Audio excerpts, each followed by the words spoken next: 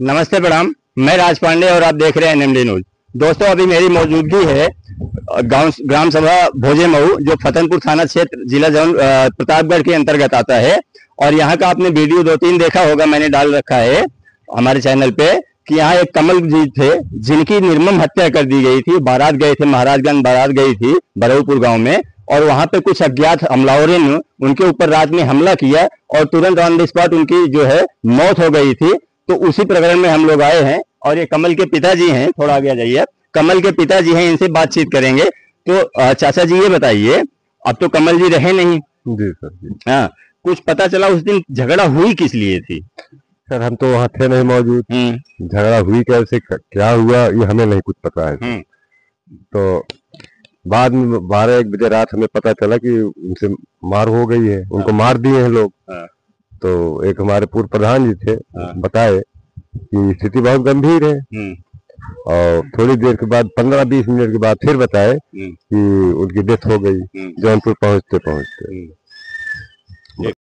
तो ये बताइए चाचा जी, आज लगभग 5 दिन हो गया कमल जी को गए। जी सर जी। तो इन 5 दिनों में आपके यहाँ कोई नेता, कोई मंत्री, कोई विधायक? कोई नहीं सर, कोई नहीं आया। जी नहीं। क्यों नहीं आए? कोई नहीं आया। क्यों नहीं आए? भाई उनकी मर्जी। नहीं, उनकी मर्जी नहीं, इसलिए नहीं आए कि आप गरीब हो। आप गरीब हो। अगर यही अभी किसी बड़े आदमी के यहाँ हुआ होता तो यहाँ के जो विधायक हैं, कर्मचारी, विधायक, सांसद सब पहुँच जाते सर जी, पहुँच जाते। जी। अच्छा ये बताइए, जिस महाराजगंज थाने में FIR हुई है? हाँ, FIR हो गई। तो पुलिस प्रशासन का कैसा रवैया है? पुलिस प्रशासन का रवैया है सर कि मतलब 2-3 लोगों को पकड़ के ले आए। अब पता नहीं कौन थे कौन नहीं थे, हम लोग तो जानते नहीं है। अब मतलब उनको जेल भेज दिए हैं 3 लोगों को। अब इसके बाद और लोग थे, 7-8 लोगों की मतलब गिरोह थी। अब 3 लोगों को पकड़ जेल भेज दिए हैं सर। और मतलब उन्हीं लोगों को बताने के बाद हम लोग तो जानते नहीं कौन मारा है कौन नहीं मारा है। तो अब आगे जो है माल जो लोग भी हों, और मतलब प्रशासन द्वारा दबाई जा रही उनकी मतलब सब कहानियां, और जो लोग मारे हैं। अच्छा, मतलब प्रशासन, आपका आरोप ये है कि प्रशासन ठीक से जांच नहीं कर रहा सर। हम सोच रहे हैं सर CBI जांच लगाई जाए, तब वहां से कार्य जांच हो, जितने अपराधी पकड़े जाए सर। अच्छा ये बताइए, आप अपने परिवार के लिए क्या चाहते हैं सरकार से? अब सरकार से यही चाहते हैं कि हमारे बच्चों, हमारे नाती, हमारी बिटिया, बहू कि कोई व्यवस्था दे, अच्छी व्यवस्था दे, कोई जाप दे हमारी बहू को।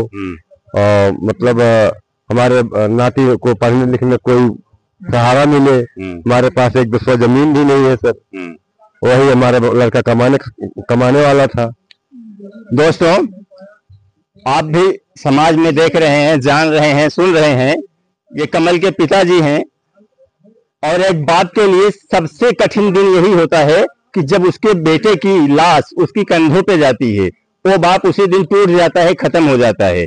तो ये तो वैसे भी वृद्ध हैं और बेटा चला गया, तो ये तो और भी अब टूट गए हैं, सहाय हो गए हैं। लेकिन मैं सबसे ज्यादा यहाँ के जो सपा के विधायक हैं, जो अपने आप को PDA बोलते हैं, उन PDA वालों को बोल रहा हूं कि तुम क्या ये दलित नहीं दिखते? ये दलित है ना, आप पिछड़ा दलित अल्पसंख्यक बोलते हो ना, तो ये भी तो दलित हैं। आप क्यों नहीं आ रहे हो इनके घर? आना पड़ेगा, आपको आना पड़ेगा और उनको न्याय दिलाना पड़ेगा। अगर आप नेता हो, मतलब आप नेता हो, आप जब चुनाव की राजनीति करनी होती है तब आपका PDA याद आता है, और जब चुनाव खत्म हो गया, इनको न्याय दिलाने का टाइम आया तो आपका PDA खत्म हो गया। एक ऐसा PDA है भाई, अगर यही अभी कोई दूसरा धर्म का एंगल होता तो सारे सपा के नेता जो है छाती पीट रहे होते। सुन लो कान खोलकर RK वर्मा जी, मैं आपको बोल रहा हूं, आना पड़ेगा इनके यहाँ और इनको आपको न्याय दिलवाना पड़ेगा, क्योंकि आप यहाँ के स्थानीय विधायक हो। आपको आना पड़ेगा, आना पड़ेगा। और भी कुछ लोग यहाँ खड़े हैं दोस्तों, मैं इनसे बात करना चाहूंगा। क्या नाम हुआ आपका? सुनील कुमार। मैं उनके कमल कुमार का बड़े बाप का लड़का हूँ। अच्छा, बड़ा भाई हूँ। बड़ा भाई जी। तो ये बताइए, उस दिन आप भी बारात गए थे? जी, मैं नहीं गया था। हाँ। लोग लड़के गए थे यहाँ के, और वो कमल कुमार गए थे, काफी लोग गए थे, हम नहीं गए थे। अच्छा, तो आप लोगों को कैसे पता चला कि ऐसा हो गया है? हम लोग बच्चे वहाँ गए थे, बारात गए थे, तो हम लोगों ने, हमारा भी लड़का गया था, तो हमने 11 बजे फोन लगाया। हमने कहा भैया कहाँ हो? कहा भैया कहा पापा खाना खा ले रहे हैं, आ रहे हैं। उनके अच्छा ठीक है। तो फिर थोड़ी देर बाद फोन लगाए, पता लगा मारपीट हो गई है। तो लड़के को पता नहीं था, तो फिर दूसरी जगह चला गया। तो थोड़ी देर बाद फिर फोन लगाए तो पता लग गया कि उसमें किसानों की जो है मौत हो गई, उसको मार दिए हैं, कुल्हाड़ी से मार दिए हैं, तो उसको मौत हो गई थी। आप लोग योगी सरकार से क्या चाहते हैं? हम योगी सरकार से यही चाहते हैं कि जो आरोपी हैं उनके घर पर बुलडोजर चलना चाहिए और आरोपियों को कड़ी से कड़ी सजा मिलनी चाहिए। ऐसे आरोपियों को बिल्कुल छोड़ना ही नहीं चाहिए, जो कि अगर आज किए हैं कमल के साथ, लेकिन कल और भी हो सकता है। घर वालों को इनके बहू को जॉब दिलाएं और सहारा में, क्योंकि कोई सहारा है नहीं, और उन लोगों को वो छूटने न पाए, क्योंकि अगर बेल हो जाएगी फिर आगे जो जो गवाही दी है उनको डराएंगे, धमकाएंगे, फिर किसी का कत्ल कर देंगे, फिर कोई दलित मरेगा, कोई भी जात को मार सकते हैं। तो उनके घर पे तो बुलडोजर तो चलनी चाहिए, बिल्कुल चलनी चाहिए, और छूटने नहीं चाहिए वो लोग। बेल उनकी होने नहीं चाहिए, कम से कम तो फांसी तो जाए। नहीं, आप मुझे कुछ अभी बात बता रहे थे, शायद वॉइस रिकॉर्ड नहीं हो पाई थी कि जब वो लोग थाने में जा रहे थे तो कैसे? वो लोग थाने में जा रहे थे, कोई डर नहीं है, टैटू वैटू एकदम छपवाए, एकदम मुंह टाइट करते हुए, मतलब कोई डर भय है ही नहीं है एकदम। मतलब आजकल का जो हो गया है, ट्रेंड हो गया है, मतलब कोई एकदम खिलवाड़ हो गया है, जब चाहे जिसको मार दे रहे हैं। मतलब वो लोग ऐसा दिखा रहे थे कि हमसे बड़ा माफिया कोई नहीं है। ये शायद भूल गए कि योगी सरकार है, ये किसी को छोड़ती नहीं है, ये बड़े बड़े माफियाओं को मिट्टी में मिला चुकी है। तो तुम किस खेत की मूली हो यार? ये जो तुम मूछे टाइट करके प्रशासन के सामने अंदर गए हो ना, ये तुम्हारी मूछे नहीं रह जाएंगी, फिर तुम टाइट करना मूछ देखेंगे, क्योंकि योगी सरकार है, ये किसी को नहीं छोड़ती। बड़े बड़े माफिया अतीक अहमद, मुख्तार अंसारी को नहीं छोड़ी, तो तुम्हारा क्या वजूद है? तुम कितने बड़े माफिया हो? और यहाँ पे इतना सब कुछ हो गया, कोई अभी तक देखने नहीं आया, ना विधायक है ना संसद। क्या वोट ही लेने आएंगे? वोट लेने आएंगे तो बहुत प्यार से आते हैं, किसी से कोई ना वही नहीं है, ना अखिलेश जी आए, ना यहाँ के विधायक जी आए, RK वर्मा जी आए, कोई नहीं है।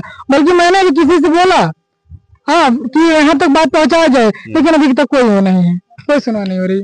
और दोस्तों, यहाँ के जो भूतपूर्व प्रधान हैं, पिछले पंचवर्षीय में प्रधान थे, थोड़ा और आगे जाइए, प्रधान थे, ये आए हुए हैं और हमको यहाँ गांव देश वालों ने बताया कि जिस दिन से कमल के साथ ऐसा हुआ है हादसा, उस दिन से ये परिवार के साथ हैं। हालांकि जो वर्तमान प्रधान थी उस दिन मिली थी हमको, बोली थी, बहुत बड़ी बड़ी बातें करके गई थी कि हम उनको न्याय दिलवाएंगे, ये करवाएंगे, वो करवाएंगे, लेकिन सुनने में आ रहा है उस दिन के बाद वो सब गायब हो गए हैं। ये भूतपूर्व प्रधान है, इनकी तरफ से जो भी मदद बन पड़ रही है ये कर रहे हैं। तो प्रधान जी ये बताइए, अभी तक कुछ करवाया आपने इनके लिए आगे कहीं शासन प्रशासन कहीं कुछ? हम अभी शासनिक प्रशासनिक तो नहीं कर पाए हैं इसके बाद, लेकिन हमारे समाज से जो हम समुदाय से जुड़े हुए हैं तमाम लोग, जो शुभचिंतक सानू जी के रहे हैं, हम लोगों के रहे हैं, हम सानू के स्कीम पे जो उनको पैसा पेमेंट उनके खाते में होता है, हम तमाम लोगों से पेमेंट करवा रहे हैं, उनके खाते में पैसा आ रहा है। हमारे तमाम शुभचिंतक, हमारे तमाम लोग जिनकी जो सहायता हो सक रहा है, जो जिस लायक हैं, जिनकी जो क्षमता है, सब अपना अपना पेमेंट उनके खाते में डाल रहे हैं। और मैं बता दूं दोस्तों, ये भूतपूर्व प्रधान है, लेकिन प्रधान जी आपको तो प्रोसेस सब मालूम है।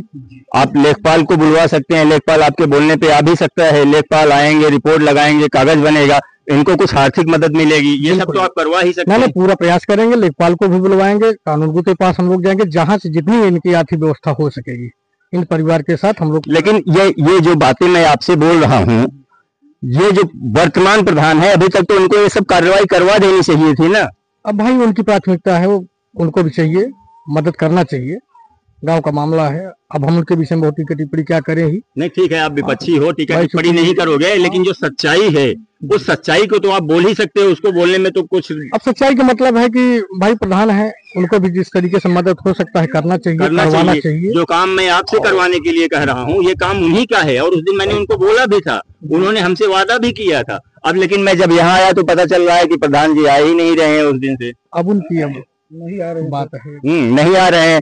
बाकी दोस्तों, आप अगर इस परिवार की, क्योंकि बहुत निहायत ही गरीब परिवार है, आप इस परिवार की अगर मदद करना चाहते हैं, आपसे जो भी बन पड़े, 10 रुपए, 20 रुपए, 100 रुपए, जितना भी आपसे हो सकता है, स्क्रीन पे इनका स्कैनर चल रहा है कमल जी का, इस स्कैनर को आप स्क्रीनशॉट लेके और इनके अकाउंट में, इनके खाते में जो भी आप अमाउंट, राशि, धनराशि आप भेजना चाहते हैं, जिस तरीके से आप इनकी मदद करना चाहते हैं, आप जरूर करिएगा।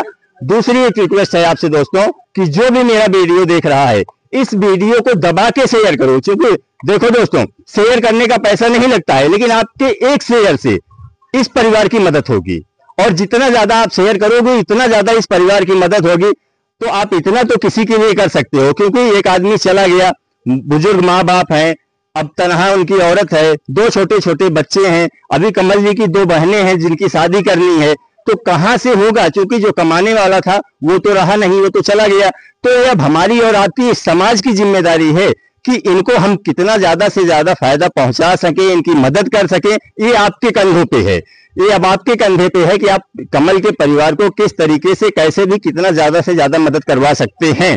तो बाकी आपको दोस्तों कमल जी के बारे में, इनके परिवार के बारे में आपकी क्या राय है, आप कमेंट बॉक्स में जरूर लिखें। आपसे मिलते हैं किसी अगले वीडियो में, तब तक के लिए जय हिंद, जय भारत।